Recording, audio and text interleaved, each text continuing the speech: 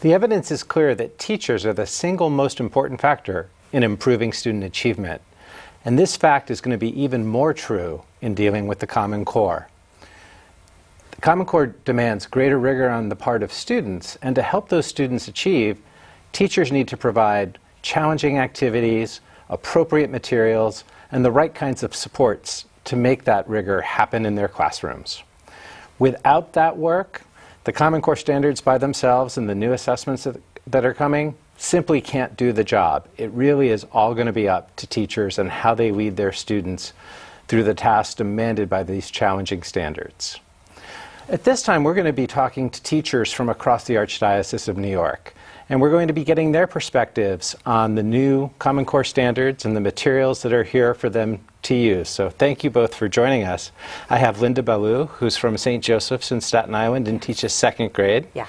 And I've got Diana Galante, who teaches kindergarten at St. Clare School, also on Staten Island. Well, yes. Again, thank you both for being here, and we really appreciate your time. As you're thinking about transitioning to the Common Core for next fall, what are you planning to do over the summer? Well, I plan to spend some time this summer getting to know the standards at my grade level. I know I really need to understand the structure of the documents and the standards at my own grade level. I've also learned that the standards in the Common Core have a very clear vertical alignment. I think using the grade-by-grade snapshot will help me anticipate what the students have learned prior to my grade level.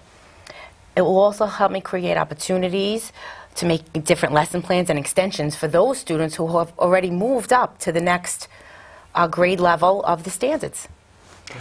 I agree with Linda, and I think the summer will be a really great time for me to learn about some new reading strategies, and I know that students even in K1 and 2 need to be reading some more nonfiction texts. So I'll use the Reading Strategies resource document to refresh some of my strategies and to recommit myself to finding ways to expose my students to appropriately complex fiction and nonfiction materials. You'll also be getting pretty detailed unit plans, really, covering 6 weeks of instruction. How do you think those unit plans will help you plan instruction for the year? I am used to basing my yearly planning and daily lessons on the units and lessons in my reading textbook. Starting with the standards in these unit plans, it will really be different for me. I am grateful that the unit plans have been provided and I have a place to start.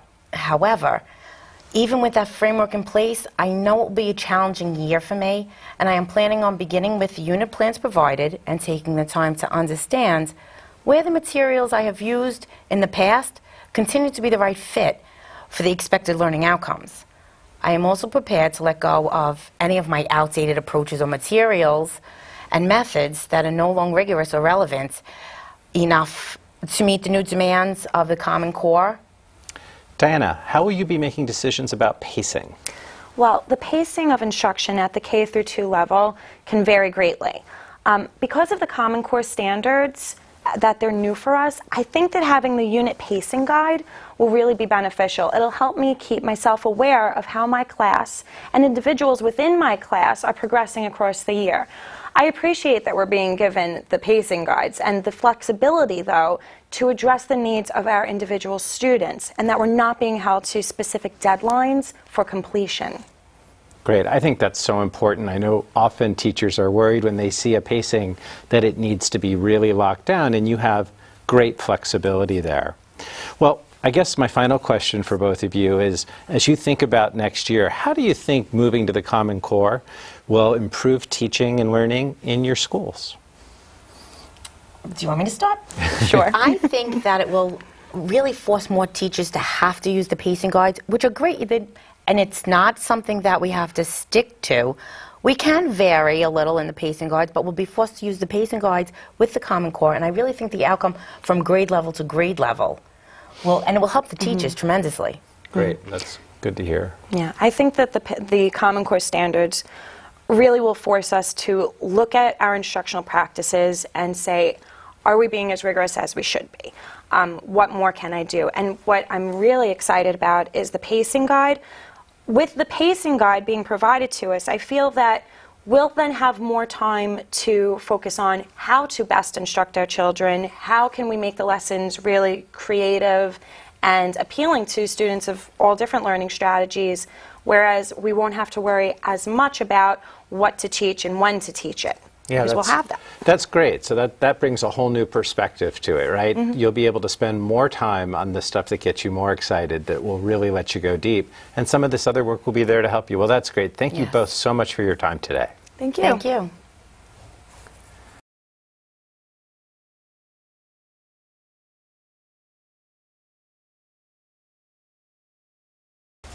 At this time, I've asked two Manhattan-based teachers to join us for their perspectives on the Common Core.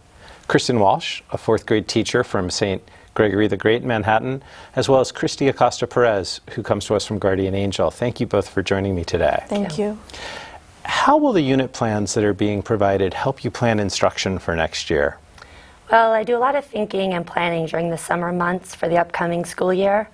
I'm looking forward to having these unit plans in ELA and math in time to familiarize myself with them during the summer months when I can think and reflect more clearly. I know that the Common Core will require me to teach in a more interdisciplinary way so that my students will no longer be learning skills in isolation. I think the suggested activities and cross-curricular connections within the unit plans will really help me transform the flow in my classroom. I agree, Kristyn. I can really see how these unit plans will help me eliminate the distinctions between the disciplines. As I read the units, I can see how students will be so immersed in the reading, listening, and researching of a concept or idea that it will not truly matter if it is reading time or social studies time or writing time. As we know, the world is not so neatly packaged. By following the structure of these unit plans, we will be better preparing our students to function in an interconnected world. Christie, I'm wondering, are there any elements of these plans that are new to you? The component I noticed first as being different for me was the assessment section. During my teaching career, I've most often assessed students based on their performance on tests and quizzes. Occasionally, I would assign a project or a performance assessment. What I noticed in the assessment section of the unit plans is that they are focused more on student application of learning. I think the assessment strategies will push me to raise expectations for students beyond skill acquisition, knowledge, to application, analysis, and synthesis. Great, thank you. Kristyn, how will you think about integrating the current resources that you've already used into next year's curriculum? It's my understanding that there will not be a change in our current textbooks for reading, grammar, or math. As a result, I know I will need to be thinking about how to continue what works for my students within each of those texts while still striving towards the more rigorous intent of the Common Core standards. For example, one of the fourth grade units is titled Animals Are Characters Too. In this unit, students are expected to read and discuss a variety of fiction and nonfiction texts about animals, making comparisons between animal characters and how they are personified. The fictional animals with the factual information. In my current Scott Forsman reading series, there's a modern fairy tale featuring a horned toad. That story is followed by a nonfiction reading about real horned lizards. These two stories from my current series provide the perfect springboard for the key content of the unit. Well, as you both are now thinking about next year and transitioning, how do you think the move to the Common Core will improve teaching and learning at your schools? I predict the Common Core will be a win-win for the teachers and the students. I think the teachers will have more time to develop the units, which will lead to a deeper understanding for the students. Great. And I agree. I think I know now in my current teaching practices, I'm always encouraging my students to make connections with what we're learning throughout various subject areas. So after reading some of the unit plans, I can see how that will truly support what I currently do in the classroom. And I think I find it to be effective now. So I think it's definitely a win-win, as Kristyn says. Well, great. Thank you again, both of you, for joining us. We appreciate it. Thank you.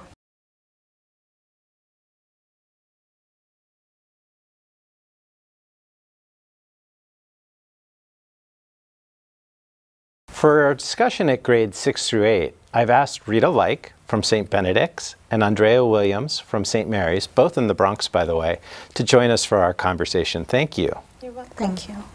As you're thinking about transitioning to the Common Core for next fall, Rita, how are you planning to prepare for instruction? I'm planning on preparing by educating myself on how to use and integrate more 21st century technologies into my classroom. I know that being able to use technology as a tool for learning is an important skill for my students and one that is encouraged in the Common Core. I'm not planning to abandon my current materials or resources, but I am looking forward to exploring additional web resources referenced in the unit plans. I think these will introduce me to some rigorous and accessible resources that will increase motivation and engagement in my classroom. My biggest concern with the transitions and the implementation of the unit plan is the expectation of the greater text complexity in our reading materials. One of my personal and professional learning goals would be to better understand how to measure text complexity and how to ensure that the materials I am using are appropriately matched to the students in my class. I plan to spend time investigating the text resources referenced in the unit plans. I may continue to use the materials I have in the past, but I think I will need to select more nonfiction texts, and I appreciate that unit plans include resources deemed to be at a rigorous level of text complexity. I will also be looking online to find opportunities to provide additional resources to my students without any personal costs. Great. Well, thank you for that. As a middle grade teacher, one of the issues, Rita, of course, is coordinating with the other teachers who teach science and social studies and arts in your building. How do you plan to collaborate on the Common Core with those teachers? I know a big part of my preparation for this transition year will include understanding how the units provide opportunities for cross-curricular teaching and learning. I am fortunate to have wonderful colleagues within my school who are eager to collaborate in order to provide the best school environment and academic setting for our students. We all understand that the timing of the connections between what we are teaching may not be perfect, but as long as we're aware of the connections, we can make them meaningful for our students. During this first year, I hope to create several opportunities for our students where the cross-curricular connections are able to be seamlessly integrated. We will collaborate to provide students with opportunities to be focused on a common essential question or a real-world problem across 2 or more classes during the day. This is an ambitious goal for the first year, but I think we're up to the challenge, and I believe the experience and learning for our students will be worth it. When I hear you describe that scenario, I struggle with the assessment and grading piece across the disciplines and classes. Since I teach 2 subjects myself, I will be able to coordinate and plan for the assessment of different objectives and learning goals. As I think about collaborating with other teachers in my building, I realize that we will be clear about the subject area assessment components for which students will be held accountable. I know it can be accomplished, but I am just trying to recognize how it will be different and anticipate how we will need to plan successful integrations. And I think both of you point out the fact that it is going to be about planning and that integration in this first year are going to be a challenge. Well, as we think about the challenge of implementing the Common Core next year, how do you think it will have an impact in your building on teaching and learning? I'm excited about the informational text and the focus of the Common Core on that. I think that's what students need to meet the rigorous challenge of high school and college, and I think being exposed to more informational text helps them become better expository writers, which of course is key to a successful college career. Sure, absolutely. Andrea? I am very excited about the cross-curricular aspect of it as it relates to integrating and having discussions with other teachers in my building. I think that for too long students have been isolated as it relates to the different subjects that they're learning. So when we're able to come together and work together as a team in deciding what we teach and when we teach it, students will better benefit because they'll be learning the same things at the same time from all different subject areas. And getting a much richer perspective in the process. Well, again, thank you both for joining us today. You're most welcome. Thank you. Thank you.